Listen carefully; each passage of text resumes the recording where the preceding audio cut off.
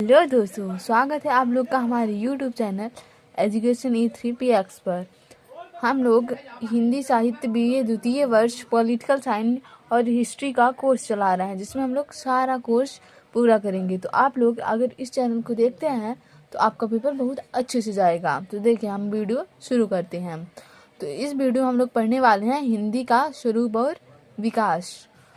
कि हिंदी उपन्यास का उद्भव और विकास कैसे हुआ। आप लोग को हम सिलेबस मैंने डाल दिया है उसमें आप लोग को 5 इकाई का सबसे पहले उपन्यास है, फिर कहानी, फिर एकांकी, फिर नाटक और फिर संस्मरण वगैरह जितने हिंदी के गद्य साहित्य के वो हैं, सारी चीज़ें हैं। तो हम सारी चीज़ें कवर करेंगे। तो सबसे पहले हम लोग पढ़ने वाले हिंदी उपन्यास का उद्भव और विकास।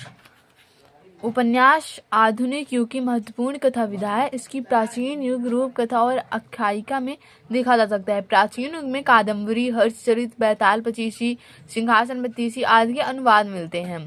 बैताल पचीसी और सिंहासन बत्तीसी देखने में बहुत अच्छा लगता है, आप लोग यूट्यूब में सर्च करके देख सकते हैं।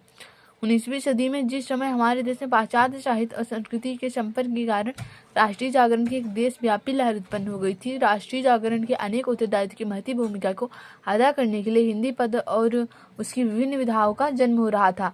उसी समय हिंदी गद्य के अन्य विधाओं के साथ साथ ही हिंदी उपन्यास का सूत्रपात हुआ। राष्ट्रीय जागरण में अपने सहयोग की उत्तरदायित्व की भूमिका निभाने के उद्देश्य में आरंभ में हिंदी उपन्यास में राष्ट्रीय चेतना तथा राष्ट्रीय जागरण का तत्व स्पष्ट रूप से मिलता है। हिंदी साहित्य में उपन्यासों के विकास का अध्ययन सुविधा की दृष्टि से निम्न चरण में व्यक्त कर सकते हैं। पहला चरण है प्रेमचंद्र पूर्व युग, मतलब प्रेमचंद्र से पहले जो लेखक थे उनको प्रेमचंद्र पूर्व युग बोला था। द्वितीय चरण में प्रेमचंद्र युग, जिसमें प्रेमचंद्र रचनाएं, जैसे आप लोग को पता है उपन्यास सम्राट कौन कहा जाता है, प्रेमचंद्र। हाँ, इसके बाद है तृतीय चरण प्रेमचंद्र उत्तर युग, मतलब प्रेमचंद्र के बाद के बाद वाले। फिर उपन्यास शैली में नवीन प्रयोग, जो उपन्यास में नए प्रयोग किए वो, मतलब 4 हैं। प्रथम है प्रेमचंद्र से पूर्व युग, 1870 से 1916 तक माना जाता है। इस युग में हिंदी उपन्यास का आरंभ बंगला और मराठी भाषा में उपन्यासों के अनुवाद होता है। यद्यपि बंगला और मराठी भाषा का साहित्य भी हिंदी साहित्य की भांति आरंभ में पद्यमय ही था, किंतु उन भाषाओं में हिंदी भाषा की अपेक्षा गद्य साहित्य का आरंभ अपेक्षाकृत पहले शुरू हुआ। यही कारण है कि बंगला और मराठी भाषा में उपन्यास पहले शुरू हुए। इसके बाद इसके अगला चरण द्वितीय चरण प्रेमचंद्र युग हम लोग पढ़ेंगे।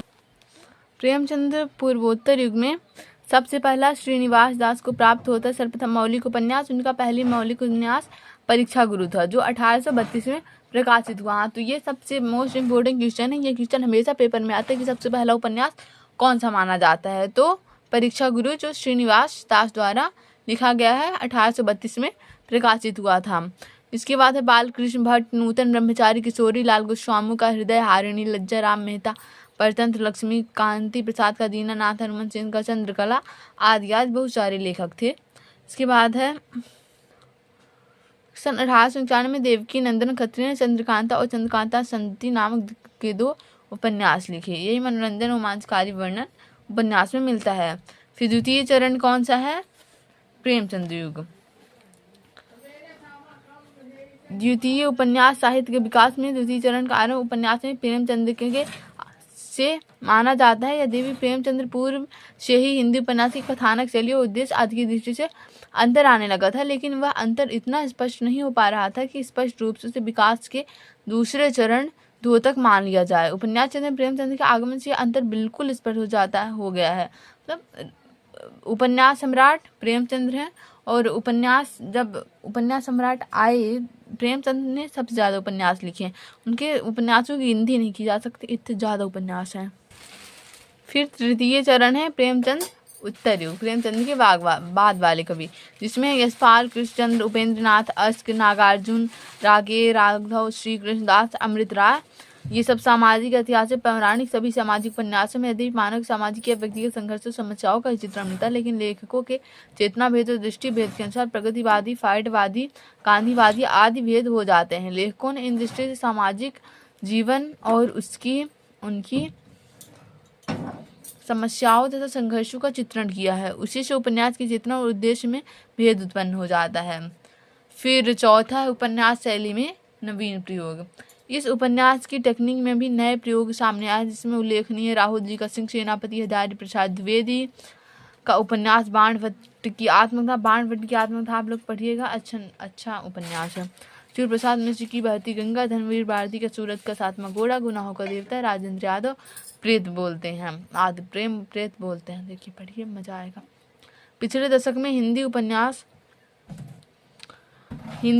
का उपन्यास साहित्य बहुत तेजी से विकास कर रहा है। यह संक्षेप में हिंदी के उपन्यास साहित्य के विकास का इतिहास है। इस इतिहास में ऐतिहासिक उपन्यासों की ओर लेखकों का ध्यान गया था। श्री किशोरी लाल गोस्वामी, गंगा प्रसाद गुप्त, श्री जगराम दास गुप्त आदि अनेक उपन्यासकारों ने हिंदी उपन्यासों के विकास के प्रथम चरण में महत्वपूर्ण योगदान किया है। इसके बाद है उपन्यास साहित्य के विकास के द्वितीय चरण में श्री वृंदावन लाल वर्मा, जो कि हमारे उसमें हैं, जिनका वो है रामगढ़ की रानी, हमारे सिलेबस में श्री वृंदावन लाल वर्मा जी हैं, रूप में एक ऐसी प्रतिभा ने जन्म लिया जिन्होंने हिंदी के ऐतिहासिक उपन्यास के विकास और संवर्धन में महत्वपूर्ण योग दिया। तब से निरंतर ऐतिहासिक उपन्यास हिंदी उपन्यास साहित्य में भंडार में वृद्धि करते आ रहे हैं। ऐतिहासिक उपन्यास लिखने चकाव, उन्हें पढ़ने की रुचि पाठकों में निरंतर बढ़ती जा रही है। यह सत्य हिंदी के निरंतर बड़ी संख्या में प्रकाशित होने वाले उपन्यासों में सहज ही सिद्ध और स्पष्ट है। हिंदी उपन्यास के क्षेत्र में अनेक प्रतिभा संपन्न नए लेखक पदार्पण कर रहे हैं। इन्होंने उनके विविध पक्षों को नए आयाम देने का प्रयत्न किया है। इसमें अधिक उल्लेखनीय है रमेश बख्शी, नरेंद्र कोहली, निर्मल वर्मा, रामदरस मिश्र, राही मासूम, राजा श्याम सुंदर व्यास, मालती जोशी। इनके द्वारा समसामयिक शहरी तथा ग्राम्य जीवन का बड़ा सहज और यथार्थवादी चित्रण किया गया है। इसके बाद है उपन्यास का अर्थ बताते हुए उसकी परिभाषा, स्वरूप और उसकी विशेषताओं को स्पष्ट कीजिए। उपन्यास की परिभाषा सबसे पहले आप लोग देख लीजिए।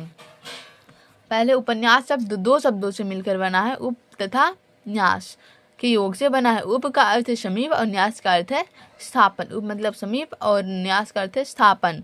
इस प्रकार उपन्यास अर्थ है मानव जीवन के निकट, मानव जीवन का स्थापन। उपन्यास में मानव जीवन का ही चित्रण होता है, जिसे पढ़कर पाठक मानव जीवन को समझने बूझने का ज्ञान प्राप्त करता है। हिंदी में उपन्यास अंग्रेजी के नॉवेल का पर्यायवाची है। नॉवेल का अर्थ है इटली में उपन्यास के लिए नवीले तथा फ्रांस में नॉवेल शब्द का प्रयोग होता है। इसके बाद कुछ परिभाषाएं हैं।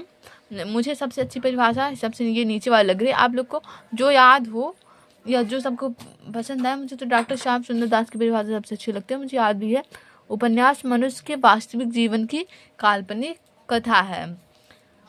उपन्यास मनुष्य के वास्तविक जीवन की, जो मानव का वास्तविक जो जीवन है उसकी काल्पनिक कथा है। क्योंकि मानव के जीवन के बारे में तो उपन्यास लिखा जाता है, वो भी उसके संपूर्ण जीवन का वर्णन होता है उसमें। उसके बाद है उपन्यास का स्वरूप। हिंदी साहित्य में विभिन्न विधाओं में उपन्यास प्रमुख है। उपन्यास मानव जीवन से समाज पर आधारित पूर्ण कथानक होता है। यही कहानी से भिन्न है। कहानी जीवन के किसी एक पक्ष का चित्रण होता है, परंतु उपन्यास में जीवन की विस्तृत झांकी होती है। उपन्यास मानव जीवन से समाज के विभिन्न घटनाओं का संग्रह होता है। इसमें कथा वस्तु का व्यवस्थित संगठन होता है और चरित्र चित्रण, देश काल तथा उद्देश्य पर पूर्ण ध्यान रखा जाता है। कोई उपन्यास उत्तम पुरुष शैली में होता है, कोई पात्रों की समिष्ट के माध्यम से अग्रसर होता है। आत्मकथा, डायरी, जीवनी आदि अनेक शैलियों में उपन्यास लिखे जाते हैं। इसके बाद आता है उपन्यास की विशेषताएं। उपन्यास की विशेषताएं पढ़ लीजिए, पेपर में आ सकता है। मानव जीवन का प्रतिनिधित्व करने वाली कथा होनी चाहिए, अर्थात जीवन की वास्तविक और यथार्थ कथा होनी चाहिए। इस कथा को एक संवेद, मूर्त रूप और सजीवता प्रदान करने के लिए घटनाओं का श्रृंखलाबद्ध संयोजन होना चाहिए, जो मानव जीवन में अपनी पूर्णता में उपस्थित कर सके। थर्ड है जीवन जैसा था और जैसा है की जागरूकता प्रदान कर जीवन कैसा होना चाहिए, आदर्श की प्रेरणा से मुक्त जीवन का उद्देश्य स्पष्ट होना चाहिए, अर्थात भावी जीवन की कल्पनाओं की कथा वास्तविक अनुप्राणिता होनी चाहिए। सरल शब्दों में यथार्थ और आदर्श का समन्वय होना चाहिए।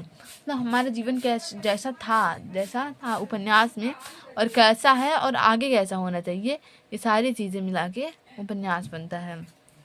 तो धन्यवाद। अगली वीडियो हम लोग उपन्यास की तत्व देखेंगे। ये वीडियो बहुत लंबी हो रही है। धन्यवाद।